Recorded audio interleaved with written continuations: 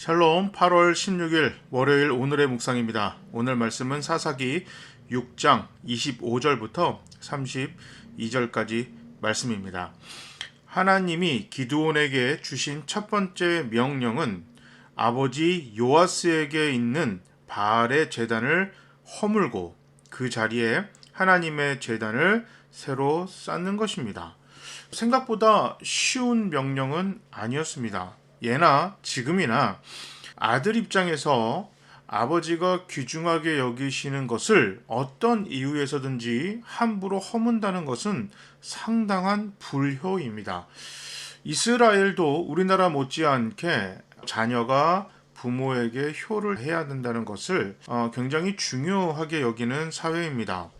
그런데 예전에는 아버지가 가문의 수장으로서 재산, 인권, 권력, 명예 모든 것을 다 가지고 있습니다.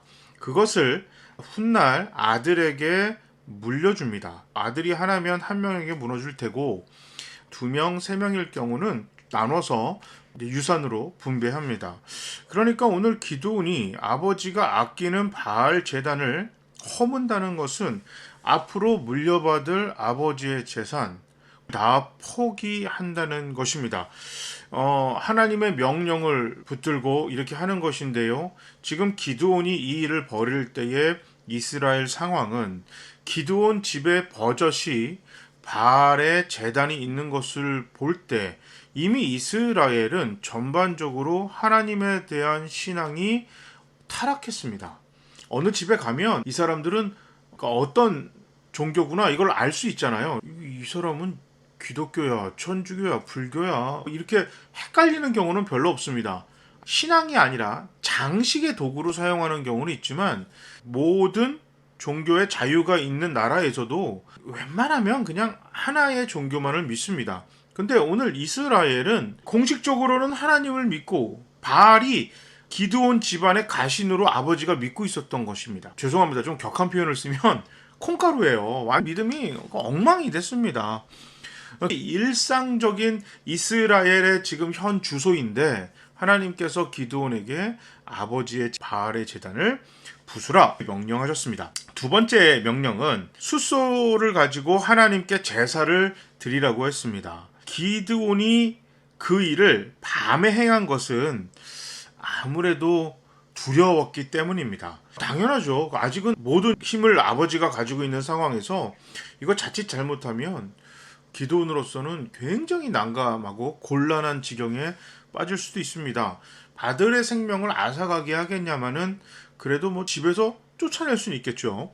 기드온은 연약했습니다. 두려움도 있었지만 하나님의 명령에 순종했습니다.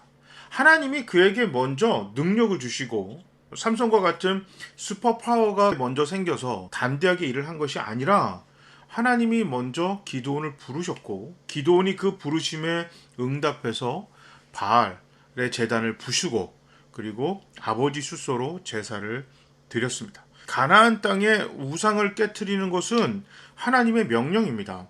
제가 계속해서 얘기하지만 구약 시대에서는 종교와 국가와 국민의 정체성은 같습니다. 여러 신을 섬기는 국가에서조차 왕이 특정 신을 좋아하면 그 신이 주신이 됩니다. 주신이 있고 그 밑에 부하신들이 생기는 상황입니다. 그렇기 때문에 지금 믿고 있는 주신이 그 나라의 정체성이고 국민들의 정체성이고 국가 전체입니다. 입술로는 우리는 하나님의 백성입니다 라고 얘기하지만 실제로는 우리는 하나님의 백성이 아닙니다. 이렇게 살고 있는 것입니다. 그렇기 때문에 하나님은 기드온을 통하여 바알의 제단을 이제 부수는 일을 시키셨습니다. 사람들이 기드온을 죽이려고 합니다. 기드온의 아버지 요아스가 말려요. 말리면서 바알에게 맡기자 이렇게 얘기해요. 물론 아들을 살리기 위한 거죠. 자, 기드온이 바알 제단을 부쉈잖아. 그러면 누가 제일 화나? 우리야 바알이야? 바알이지. 그럼 바알이 우리 아들 심판하게 하면 되겠네. 벼락을 맞든지 소에 치여 죽든지 그렇게 될 거 아니요. 바알이 기드온을 심판하게 하자.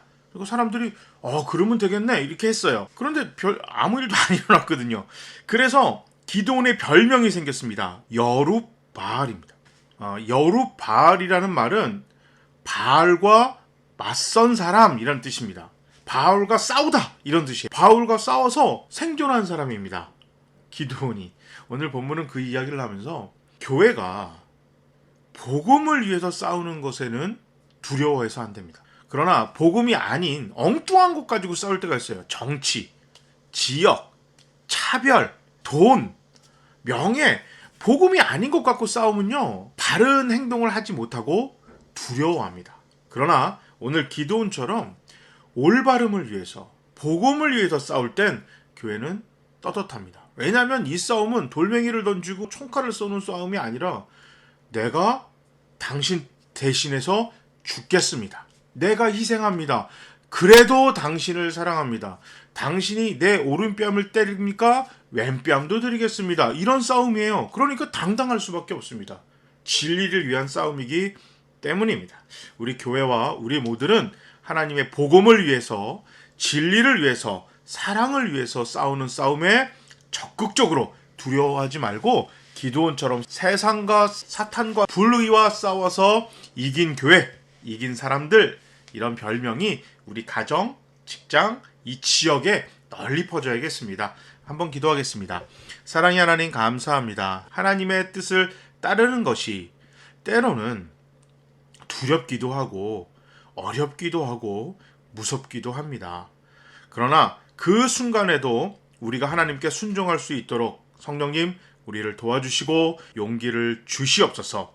우리의 삶과 가정과 교회와 사회의 모든 곳에 자리 잡혀 있는 우상을, 잘못된 생각을, 바르지 못함을 모두 다 깨부수고 제거하게 하시고 하나님의 복음과 사랑을 땅끝까지 전하기 위하여 지금 우리 삶 속에서 최선을 다해서 복음을 위해서, 진리를 위해서 악과 싸우는 우리 교회, 우리 모두가 되게 하시옵소서. 예수님 이름으로 기도합니다.